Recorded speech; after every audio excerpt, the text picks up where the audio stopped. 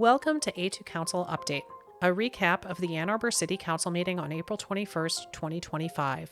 This meeting included comments and discussion about amending city code to permit theaters and pinball parlors outside of campus areas, dissolving the design review board and permitting exterior insulation, renewing a franchise agreement for service from DTE Gas, increasing water, stormwater, and sewer rates, approving a legislative policy agenda, directing the negotiated transfer of city property to the Ann Arbor Library for $1, and increasing the salary of the city attorney. This is the voting chart for the council meeting on April 21st, 2025.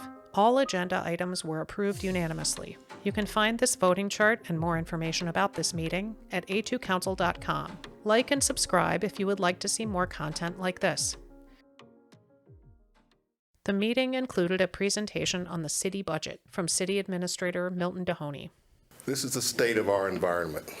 Policy reversals, supply chain issues, escalating cost, potential funding loss. He spoke about both state and federal funding that flows into the city budget. On the state side, $6 million for bollards. It's an expensive project, but we believe it's necessary. We would be able to provide bollards at approximately 21 intersections in the downtown area.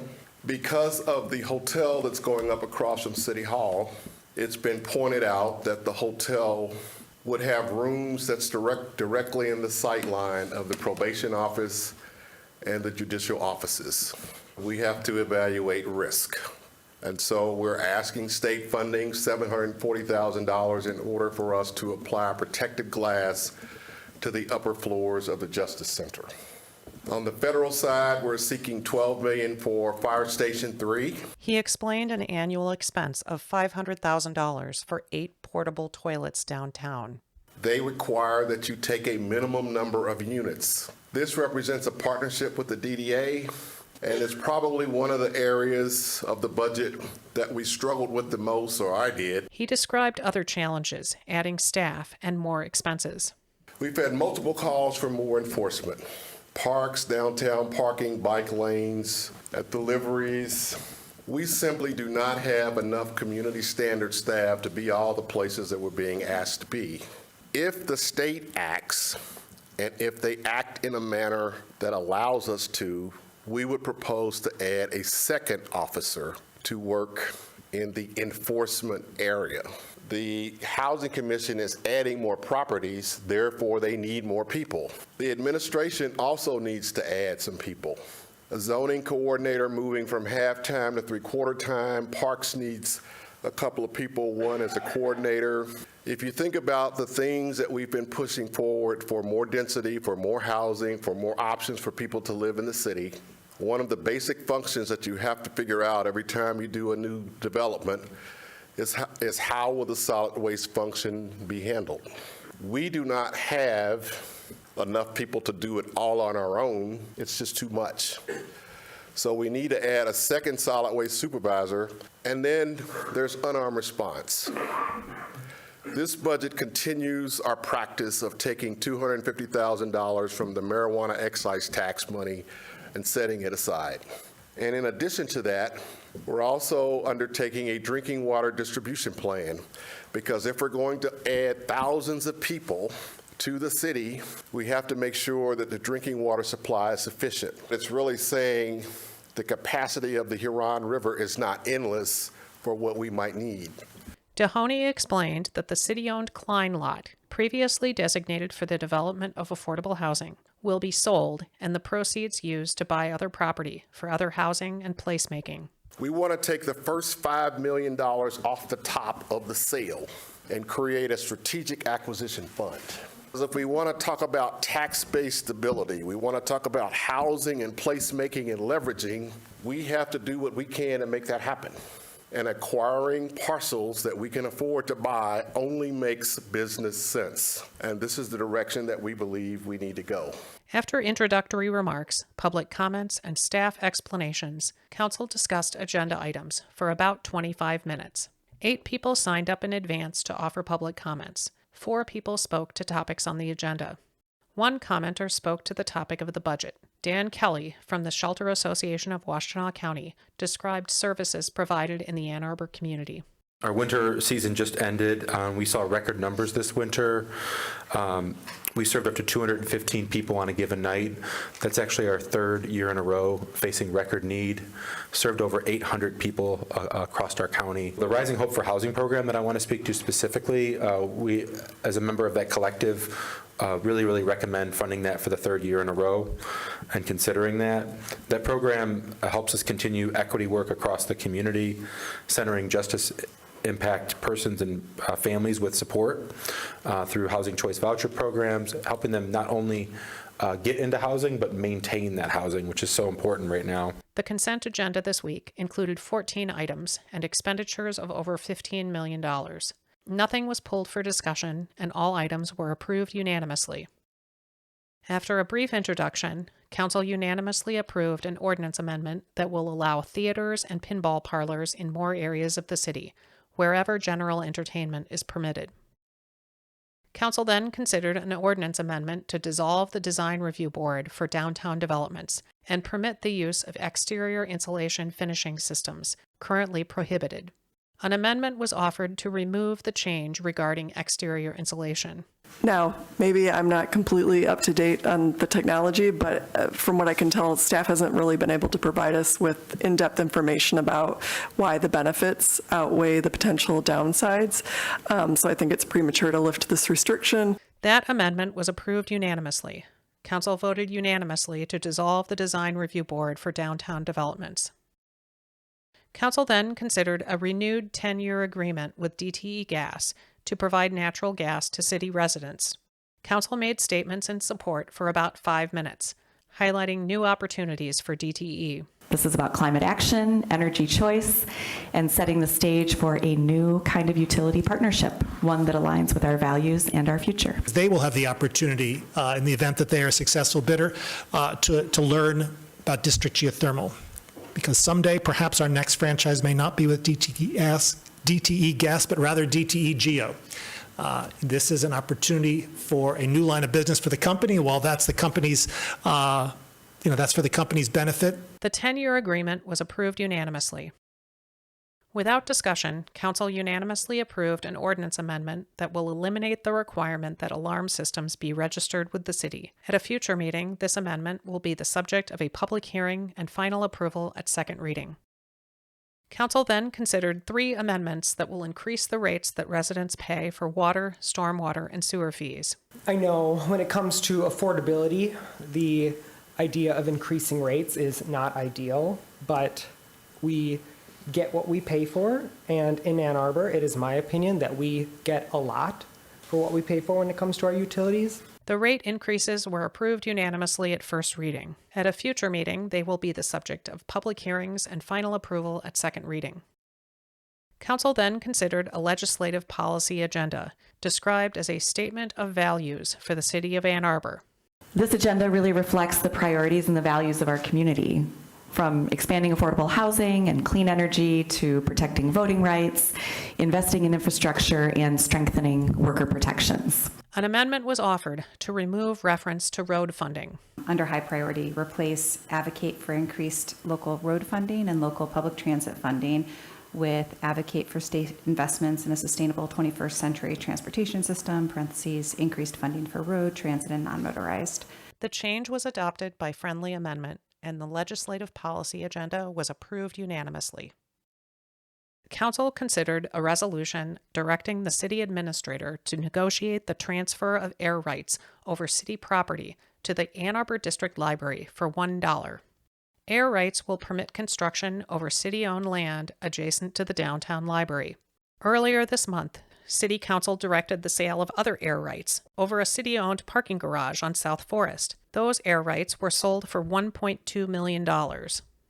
This week's resolution anticipates a ballot question to sell air rights over a much larger city-owned parcel at Library Lane. Air rights over this parcel would be sold to the library for $1 for the purpose of high-rise private development, including some library services. Earlier this year, the City Planning Commission approved rezoning the library from public land to downtown core. The director of the Ann Arbor District Library explained the need for rezoning. Public lands precludes private ownership and private development. So we wanted to have this hurdle out of the way before we started talking to potential development partners. This week's resolution clarifies that once air rights have been transferred to the library, the city will not be involved beyond normal approvals. However, a city staffer will be assigned to assist and coordinate with whichever private developer the library chooses. Earlier in the evening, public commenters spoke to the issue. Everybody's complaining about the heights of the building. I understand the economics. Now, the library, which is, we had 5 floors and a floor underground, that wasn't properly utilized. Now they want to somehow get donors. I'm concerned about the integrity of this city, and I wanted to make it the best. Please, leave something behind, please. You have indeed violated your oath of office and your obligation to the Charter of Ann Arbor by abruptly aborting the process it was undergoing to determine next steps in the realization of the city charter direction to develop the center of the city as a central park and civic center commons. And we had an agreement as to how that would be done by an RFP to get additional advice. The public commenter referred to a city charter amendment approved by voters in November 2018. The 2018 charter amendment directed the city to retain ownership of this parcel and develop an urban park and civic commons. In 2018, Mayor Taylor argued that instead of a civic commons, the property should be sold for $10 million and the proceeds leveraged to fund affordable housing. The 2018 campaign in opposition to the charter amendment included dark mailers declaring that the loss of this $10 million would hurt children, cause streets to crumble, compromise public safety, and stifle investment in public transit. When that campaign failed and voters approved the charter amendment, Taylor complained that the city had lost $10 million. Earlier this year, the city issued a press release in which Mayor Taylor expressed excitement about transferring the property for $1. This week, a commenter pointed to the timing of a public vote to repeal that 2018 city charter amendment. Change the election date of your proposal from August this year to November 2026, which is a real election that people are motivated to come out to. And to activate in this time now, as the city administrator was directed, the request for proposals for consultants to direct on the next steps. That would be done by a November 26, 2026 election, and the library would also have the opportunity to make its proposal more reasonable. In November 2018, over 26,000 voters supported the amendment to the city charter referred to by the commenter. In that even-year November election, voter turnout was almost 63%. As directed by City Council, repeal of that amendment will be on the ballot in an odd-year election this August. Ann Arbor no longer elects council members in odd-year elections, specifically because these elections engage so few voters. In 2016, City Council directed a community vote to amend the city charter and eliminate these odd-year elections. At the time, the city clerk was asked to provide data illustrating differences in voter turnout. This chart illustrates the difference between odd-year and even-year August elections. This chart illustrates the drastic difference between an odd-year August and even-year November election. Even-year November elections, like the one that approved the 2018 city charter amendment, offer the highest voter turnout. Odd-year August elections, like the one City Council has directed to repeal the 2018 charter amendment, generate the lowest voter turnout. As part of her analysis, the city clerk also estimated the cost of holding these odd-year city elections. In 2016, Mayor Christopher Taylor supported the cost-saving and higher voter turnout of even-year elections. This year, he supports the special election that City Council has directed to happen in an odd year this August. The city clerk estimated in 2016 that an odd-year August election costs $45,000. The cost of this year's special election has not been publicized. This week, shortly after the public commenters spoke, Councilmember Cornell explained why the 2018 city charter amendment was not implemented.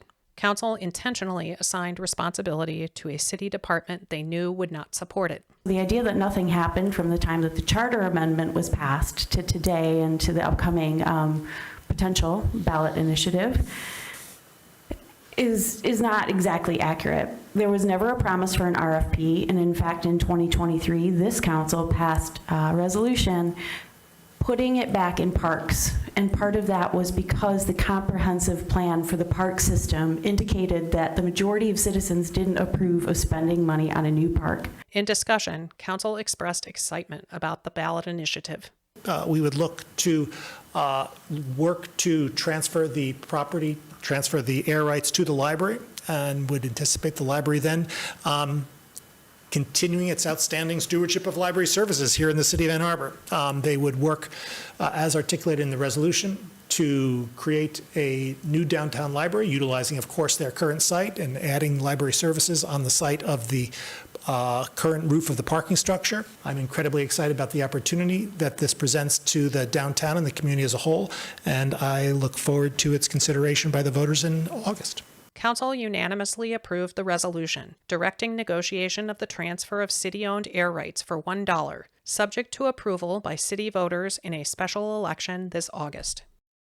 Council went into closed session for about 20 minutes to discuss an evaluation and new employment agreement for the city attorney. When Council returned to open session, they unanimously approved a new employment agreement for City Attorney Atleen Cower.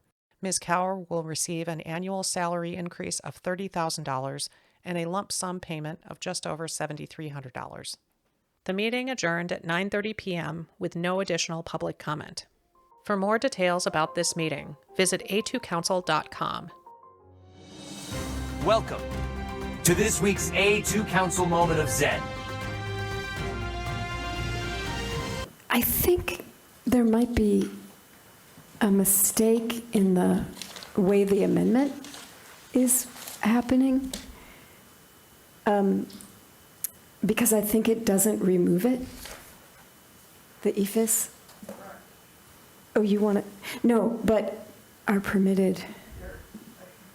Yeah, let's, read it through, okay? We're confused looking at it. Basically, what I understood staff to be proposing is that in the text that I sent you under A, that highlighted text had a strike through. It no longer has a strike through. So it's staying in as a restricted, oh shoot.